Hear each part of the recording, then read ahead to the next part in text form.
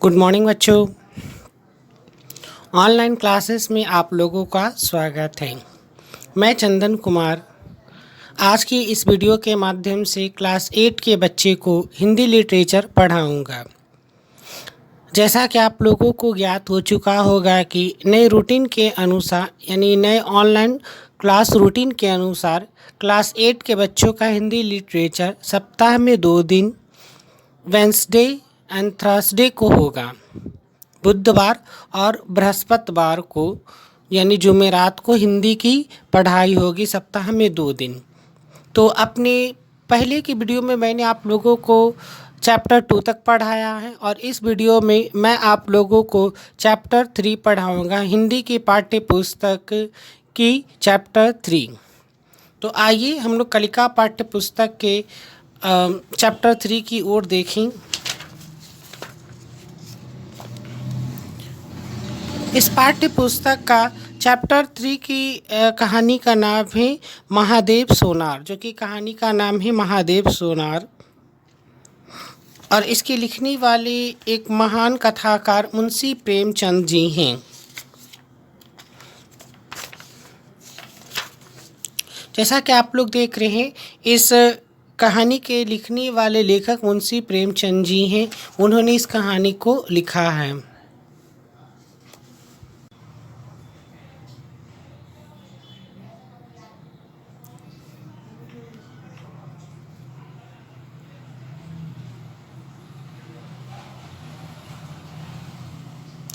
मुंशी प्रेमचंद एक महान कथा सम्राट हैं।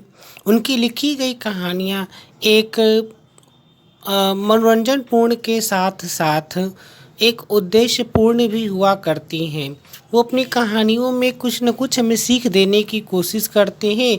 इसीलिए हिंदी साहित्य में उन्हें एक महान कथा सम्राट के रूप में जाना जाता है।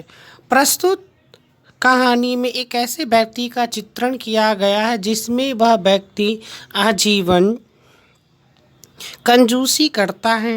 आजीवन वो किसी को दान पुण्य नहीं करता है, लेकिन जीवन के अंतिम समय उसके साथ कुछ ऐसी घटनाएं घटित होती हैं जिससे वो इन सारे कर्मों को भूल करके एक नेकी के रास्ते पर चलने लगता है। जो इंसान इस व्यक्ति की हमेशा बुराई करते थे, वो व्यक्ति इनके परिवर्तित स्वभाव से परिवर्तित स्वभाव को देख करके इनसे प्रेम करते हैं।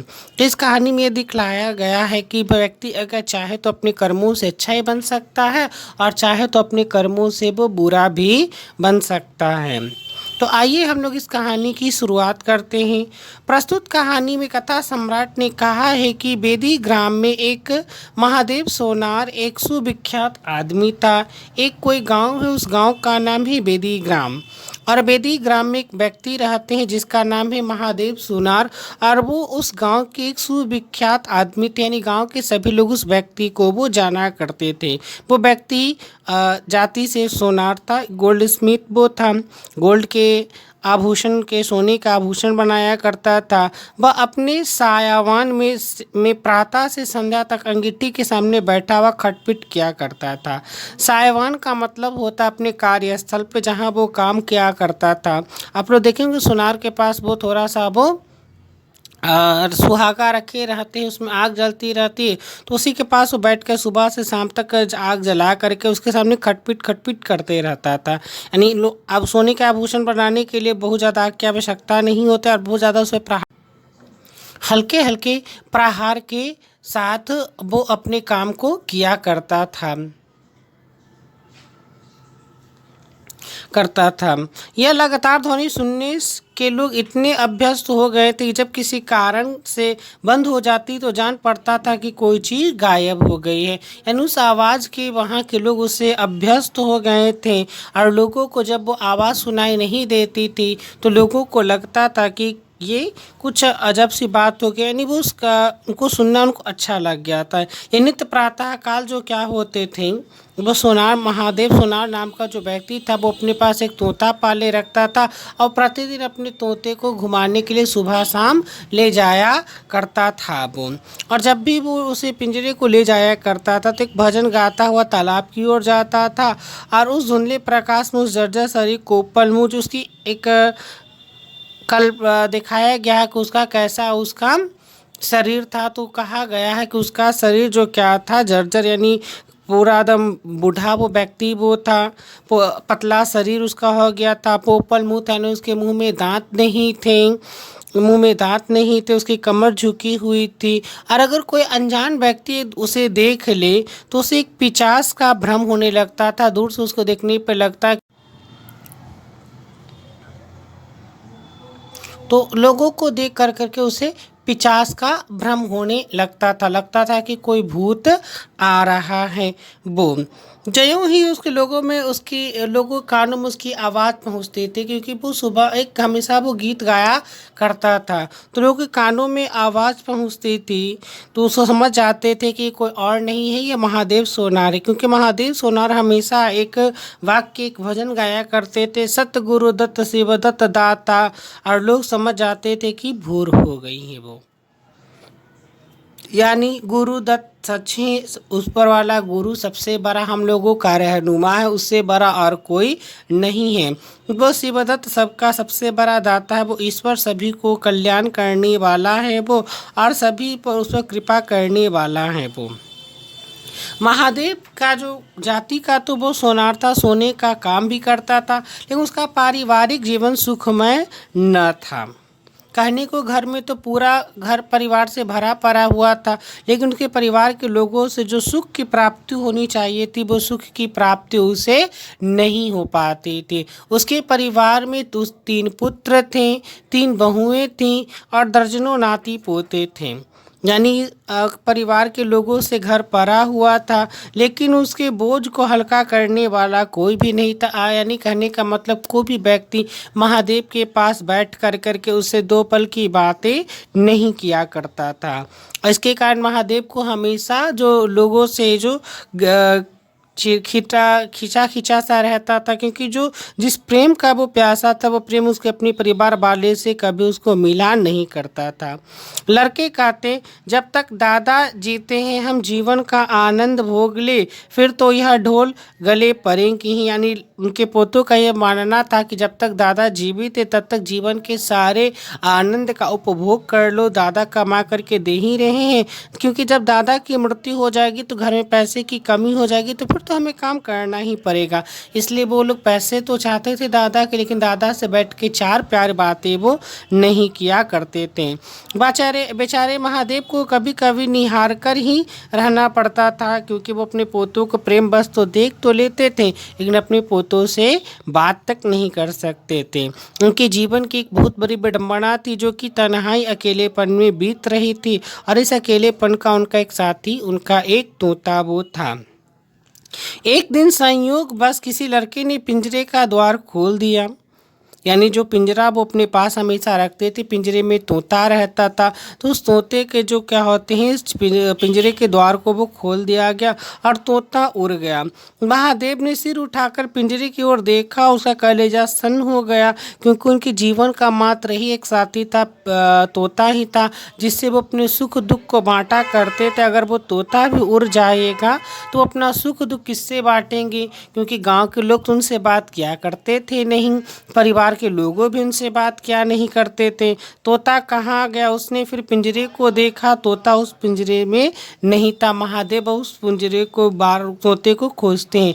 महादेव घबरा कर उठे और इधर उधर खपरेलों पर निगाह दौड़ान, चूँकि उस समय ग्रामीण परिवेश की एक कहानी है, तो ग्रामीण परिवेश में लोग पक्के के घर नहीं होते, कच्चे घर होते हैं, और कच्चे घरों में खपरेल होता, और खपरेलों की ओर देखने लगे। उसे संसार में बहुत अगर प्यारी बस्ती थी संसार की, चूँकि जीवन के अंतिम पड़ाव में वो जी रहे थे, और इस पड़ाव में उनके जीवन का साथी वो तोता ही था, इसलिए वो तोता उनकी दुनिया की सारी प्रिय वस्तुओं में से एक थी वो। जितना प्रेम उन्हें अपने बेटे नाती पोतों से नहीं मिलता था, वो प्रेम जो क्या हो सकते थे वो तोते से मिलता था। इसलिए नहीं कि वे निकम्मे थे, बल्कि इस कारण कि अपने आनंदमय कुल्हारों की नियमित संख्या से वंचित रह जाता था, क्योंकि वो तोता उनकी सारी बातों को सुनता था और तोते की बातों को भी महादेव सुनार बैठ करके सुना करते थे। यानी अपनी आप बीती दोनों बुझा बांटा करते थे। पड़ोसियों भी उसे चिढ़ती खटपिट खटपिट की इसलिए भी कि अंगीठी से आग निकाले जाते थे। इन समस्त विघ्नों को उस पर जो क्या होते कोई पनाह थी तो वो तोता ही थे। उसे किसी प्रकार का कष्ट न था। अब जो क्या अवस्था में था जब मनुष्य शांति भोग सिवा कोई इच्छा नहीं करता, लेकिन फिर भी ये व्यक्ति शांति से जीता कहाँ। वो अपने परिवार के दायित्वों का भरण पोषण करने के लिए सोनारगिरी का काम ही करते रहते थे।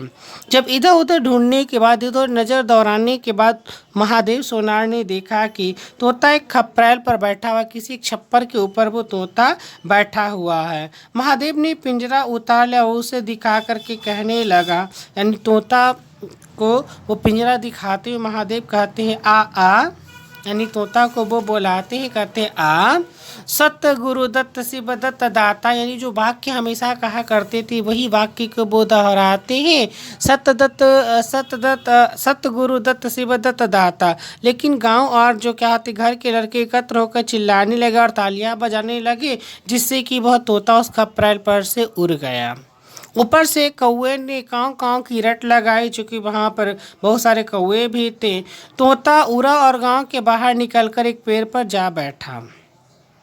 अब महादेव को बहुत ज़्यादा दुख होने ग्लानि होने लगी। तोता को पकड़ना चाहते थे और महादेव तोते को पकड़ने के लिए खाली पिंजरा को लिए उसके पीछे पीछे दौड़ पड़े, पीछे पीछे दौड़ने लगे। लोगों को उसकी द्रुतगामिता पर अचंभा हो रहा था, क्योंकि जिस महादेव की कमर झुक गई थी, जिसे चलने में भी असमर्थता होती थी, वो महादेव आज इस तोते को पकड़ने के लिए इतनी तीव्रता से दौड़ रहा था। वो ही संसार में इससे सुंदर, इससे अजीब है और भावमय कल्पना भी नहीं की जा सकती। यानी तोते के मुंह के कारण उनके अपने बुढ़ापे को वो भूल जाते हैं और एक नवयुवक की तरह वो तोते के पीछे पीछे दौड़ लगते, जिसे देख करके पूरे गांव के लोग अचंभित रह जाते हैं। तोते को पकड़ने की क्रिया करते करते दोपहर हो चुकी थी। किसान लोग खेतों से चले आ रहे थे। दोपहर में भोजन करने के लिए, दोपहर में जो लंच होता है, तो गांव के लोग जो खेतों में काम कर रहे थे तो उन्हें भूख लग गई थी और इसके लिए वो अपने घर लौट कर के आ रहे थे। उन्हें विनोद का अच्छा अवसर मिल गया। विनोद का मतलब होता है मजाक। उन्हें मजाक का अच्छा अवसर मिल गया। महादेव को चिढ़ाने में भी सभी को मज़ा आता था, क्योंकि बूढ़े थे और उनको चिढ़ाना काफ़ी आसान था। किसी ने कंकर फेंके, किसी ने तालियां बजाए, तोता फिर उड़ा और वहाँ से दूर आम के बाग में एक पेड़ की फुनगी पर जा बैठा। यानी तोता जो पेड़ पर बैठा हुआ था वो तोता वहाँ से भी उड़ करके और आगे चला गया। महादेव इन सभी को देख रहे थे और तोता को पकड़ने की क्रिया बार बार कर रहे थे। महादेव फिर खाली पिंजरा लिए मेढक की भांति उचकता चला, यानी जिधर तोता उधर महादेव। महादेव के एक हाथ में पिंजरा और दूसरे हाथ से वो तोते को बुलाते हैं आ आ सतगुरु दत्त शिव दत्त दाता। ऐसा कहते हुए वो तोते की ओर बार बार भाग रहे हैं। वो से चक्कर खा रहा था। जब जरा सावधान हुआ तो पिंजरा उठाकर कहने लगते, सतगुरु दत्त शिव दत्त दाता। तोता फुनगी से उतरकर नीचे एक डाल पर आ बैठा महादेव की बातों को सुन करके, किंतु महादेव की ओर सशंक नेत्रों से वो ताक रहा था। यानी तोते को लग रहा था कि क्या यही मेरा मालिक है या नहीं। अपने वो एक शंका भरे निगाहों से वो देखने लगा। महादेव ने समझा कि डर रहा है। वह पिंजरे को छोड़कर छोड़कर आप एक दूसरे की आड़ में वो छिप गया। यानी पेड़ के नीचे उस पिंजरे को रख देता है और एक पेड़ के पीछे जाकर के वो छिप जाता है। तोते ने चारों ओर गौर से देखा। जब उसे निशंक हो गया, किसी प्रकार का शंका ना रहा, उतरा और आकर पिंजरे के ऊपर बैठ गया। तोता पिंजरे में तो नहीं गया, लेकिन पिंजरे के ऊपर आकर के बैठ गया। महादेव का हृदय उछलने लगा। अब सांत्वना मिलने लगी। तोता पिंजरे में आ जाइएगा, उन्हें उनके साथी पिंजरे में आ जाइएगा। महादेव फिर कहा, सतगुरु दत्त शिव दत्त दाता का मंत्र जपता धीरे धीरे तोते के सामने आ लपका, पर तोते को पकड़ नहीं पाए। तोता फिर से पेड़ पर जा बैठा। तोता वहाँ से उड़ करके फिर से पेड़ की डाली पर जा बैठा।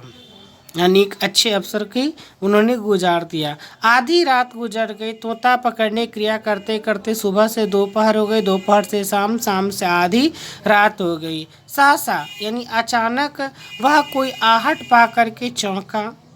यानी वो जो सोनार जो है महादेव सोनार, वो चौंकते हैं, देखे कि एक वृक्ष के नीचे एक धुंधला दीपक जल रहा है। एक धुंधला सा एक प्रकाश वहाँ पर आ रहा है और कई आदमी बैठे हुए आपस में कुछ बातें कर रहे हैं। सभी लोग चिलम पी रहे हैं। गांव के लोग जो होते हैं डाकू टाइप के होते हैं और चिलम पी रहे थे। तंबाकू की महक ने उसे अधीर कर दिया था। बहुत उनको लग रही थी कि वो तंबाकू वगैरह पीते नहीं थे।